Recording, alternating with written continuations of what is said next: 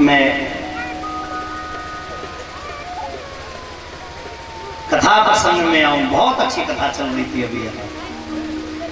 एक दिन भगवान श्री कृष्ण ने रुक्मणी जी को नाराज करना चाहा। अच्छा, ये जो कथा है ना, ये कथाएं सज्जनों, हमारे आचार्य जी भी बैठे, सब बैठे हैं यहाँ। अक्सर लोग उसको कथा को बहन भाइयों सूक्ष्म में कर देते हैं, क्योंकि और भी कथा करनी होती है ना। और मेरा भाव है एक बार सुदामा जी की झांकी ना निकले। अच्छा, मैं उस झांकी के खिलाफ भी रहता हूँ। लोग मुझसे कहते हैं अब तुम कथा में सुदामा जी की झांकी नहीं निकलवाते, पहले बहुत निकलवाएंगे मैंने। अब मैं क्यों खिलाफ रहता हूँ? क्योंकि एक ब्राह्मण विप्रम प्रसादम धरणी धरोहम विप्रम प्रसादाद अज कमलाधरोहम विप्रम प्रसादाद अजतो जितोहम।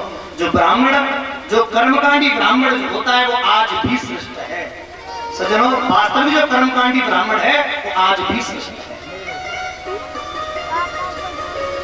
और ऐसे ब्राह्मण को लोग कमंडल हाथ में देके,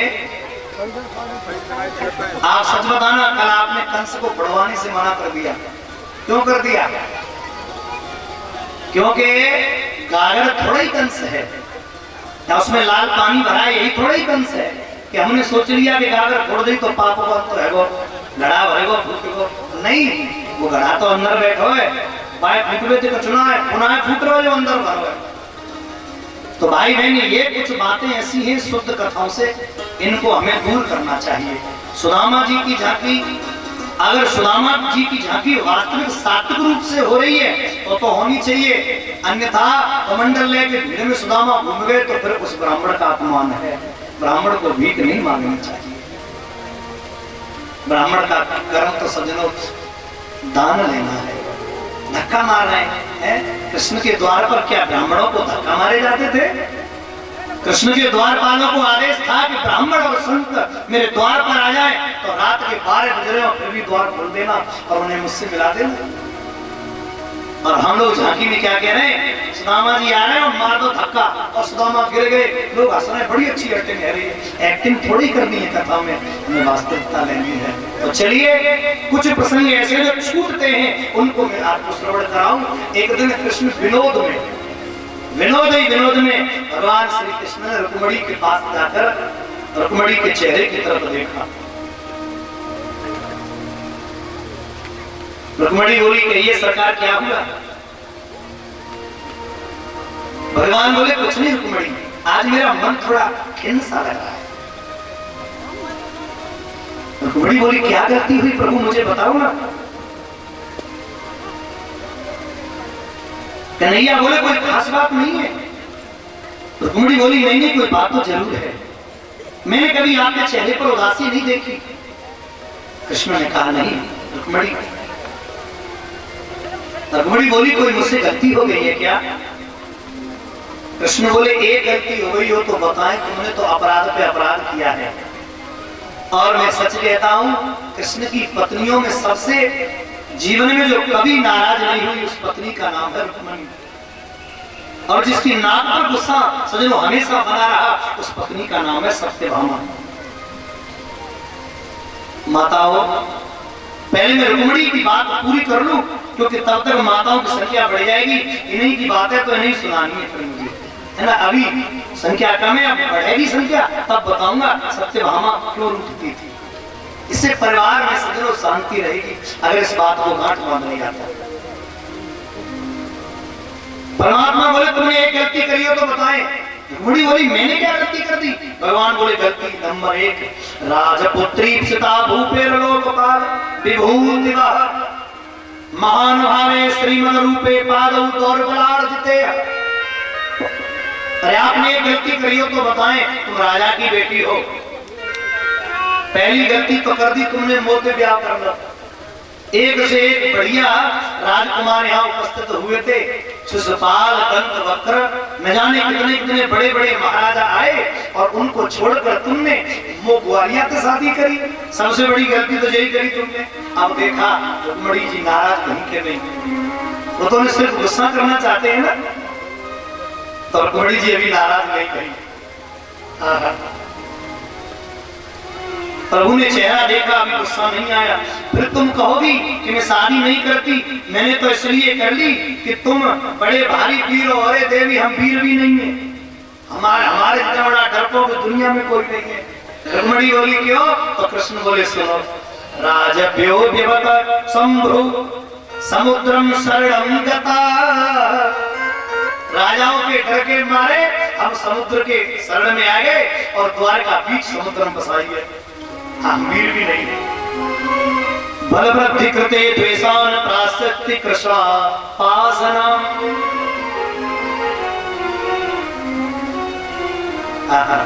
राज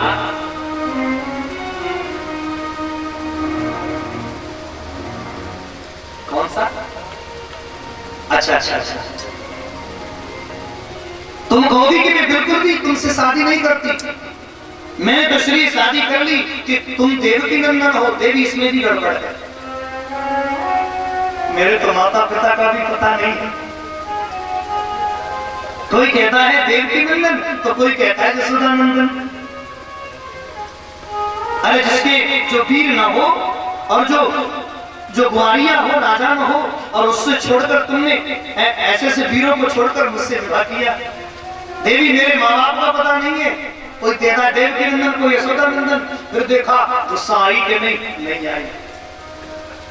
तीसरी बात, चौथी बात कृष्ण ने कही। ओहो, अब समझ में आया। तुमने सोचा होगा कि हम बड़े सुंदर हैं। देवी, काय के सुंदर? मेरा तो नाम ही बचपन से कारो है, जन्म से तो काला था ही। पर वह दुष्ट कालिया नाग ने जब के मुंह में फुसकार मारी, तब तो देवी फिर तो और ही काला है।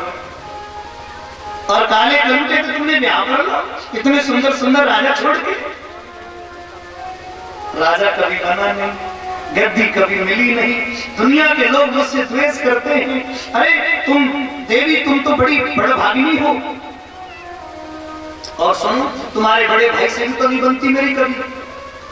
कोई मुझे पसंद नहीं करता देवी, और न जाने कैसे आपने पसंद कर लिया। ओहो, अब समझ में आया।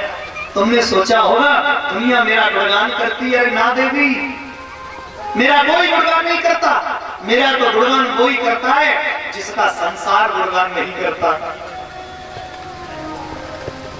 जो झोपड़ी में रहता है, जो कंकर की भूमि पर लेटता है, जिसके पास दौलत नहीं है, जो झांझर शंख बजाता है, जो चिमटे बजाता है, जो शंख बजाता है, जो त्रिपुंड लगाते हैं, जो झोपड़ी में सूखी रोटी खाते हैं, बस वही तो मेरा गुणगान करते हैं। ज्यादा पैसे वाले तो एसी में सोकर मेरा नाम लेते ही नहीं। और तुम कहती हो कि हमारा दुनिया गुणगान करती है। कहते हैं कबीरा, बहन भाई, मेरे तो गुणगान वही लोग करते हैं जो झांझर शंख बजाते हैं, जो फकीर है। अमीर तो कोई मुझे याद करता ही नहीं। और बात भी सही है सज्जनों। एक बार भगवान शंकर जा रहे थे, एक आदमी सज्जनों खेत में लेटा हुआ डेले पर, ये जो आलू खुद जाते हैं ना, आलू खुदने के बाद में जो डेल रह जाते हैं बड़े बड़े, उन डेलों पर लेटा एक आदमी जय भोले की हर हर महादेव है सज्जनों गा रहा था। हर हर गंगे जय शिव शंकर, कांटा लगे कंकर। बहन भाइयों, लेटा है कंकर पे।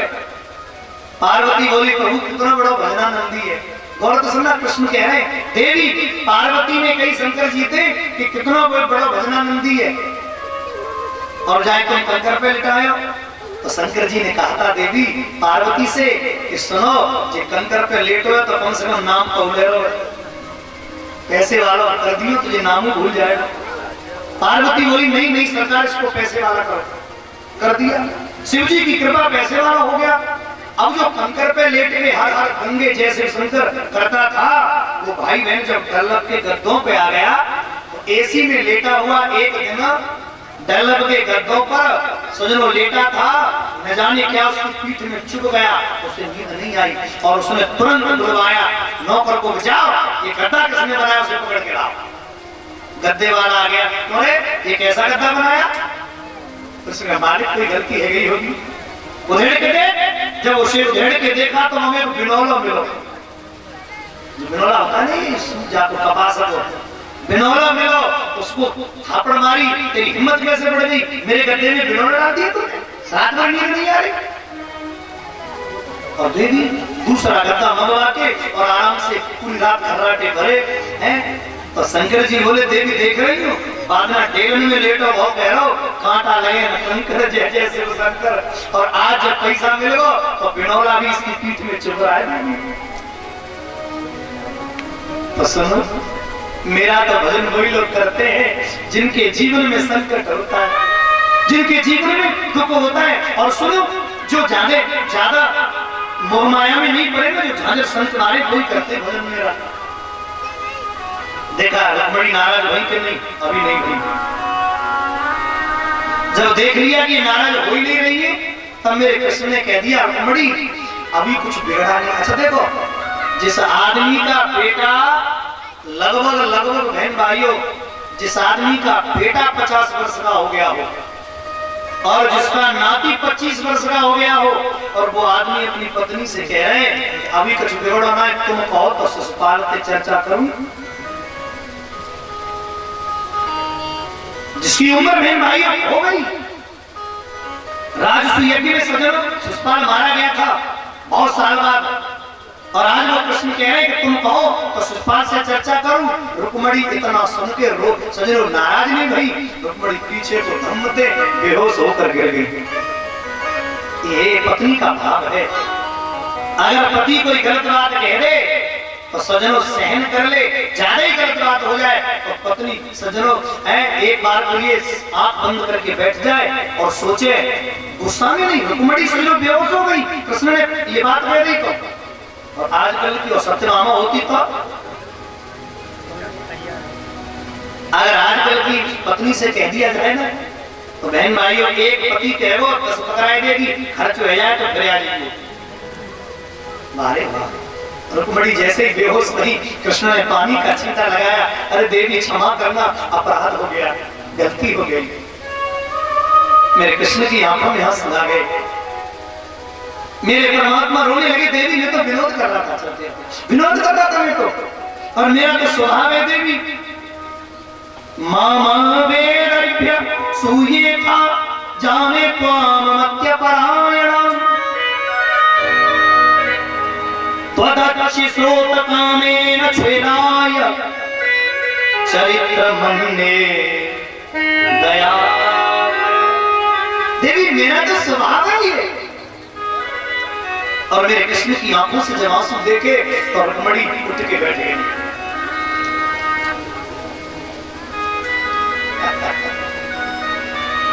भाई बहन, एक बात बड़े मन से सुनना आप लोग जितने बैठे। रुक्मिणी ने जो उत्तर दिया वो सुनने लायक है। मैया भैया सब सुनियो, इतनी बातें कृष्ण ने कही, अब उसका उत्तर रुक्मिणी ने कितना अच्छा दिया। रुक्मिणी कहती है, पहला प्रश्न, तुमने कहा कि हमारा तुम्हारा कोई मेल नहीं है।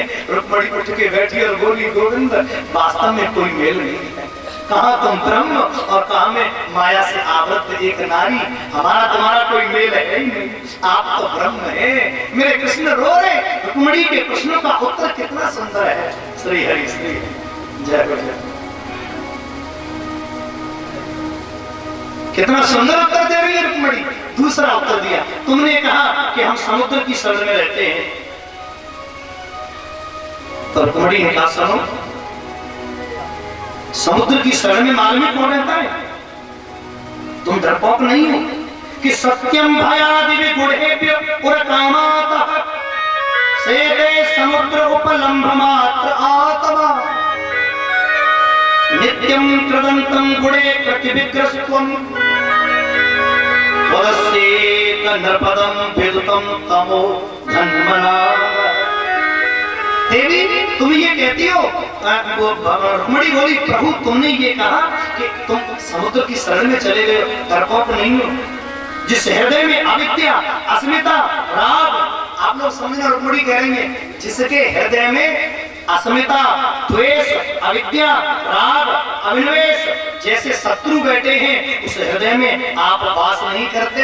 और जिसका हृदय समुद्र जैसा, जिनका सुनो हृदय समुद्र के समान है, आप उसमें वास करते हैं प्रभु। जिनका हृदय, जिनके श्रवण समुद्र समाना और उनके हृदय रहो भगवान, जिनका हृदय समुद्र के समान विशाल है, उनके हृदय में आप रहते हैं। और दूसरी बात आपने कही, तुम जो है देवकी नंदन हो, यशोदा नंदन हो, तुम्हारे माँ बाप का पता नहीं है। तो रुक्मिणी बोली, सरकार दुनिया के तो माँ बाप आप ही हो, तुम्हारे माँ बाप और कौन हो गए, जगत के पिता तो आप ही हो सरकार। और दूसरी बात आपने एक बात जो कही बोलते कि जो झालर शंख बजाते हैं ना, वही लोग मेरा भजन करते हैं। तो सुन लो प्रभु, असली धनवान तो वही है।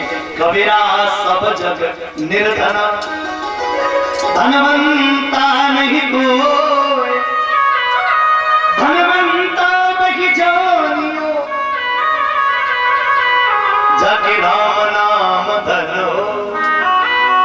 अरे जिसके जीवन में राम नाम का धन है, बस वही तो सबसे बड़ा धनी है। और वास्तव में सब निर्धन है, भगवान का नाम जिनके पास में है वो धनवान है। कहते ना, कोई तो खावे चना चवेना काऊ की भांग घुटी रांदे, बाबा दी मौज फकीरा दे। इतनी मौज किसी को नहीं है जितनी मौज फकीरों को है। और रही बात ये, तुम कह रहे हो कि तुम सुंदर नहीं हो, तुम कारे हो, तो रुक्मिणी ने क्या जवाब दिया? अरे सरकार, जब कारे हो तब तो ये हाल है, अगर गोरे होते तो सारी दुनिया पागल हो गई होती। कृष्ण लला तुम होते लली, तो गले कट जाते करोड़न के। इतने तो सुंदर हो सरकार, जब सामने हो तो ये हाल है। एक बात बड़ी प्यारी है, यही आप लोग मेरे साथ गुनगुनाओ। श्याम तेरी बंसी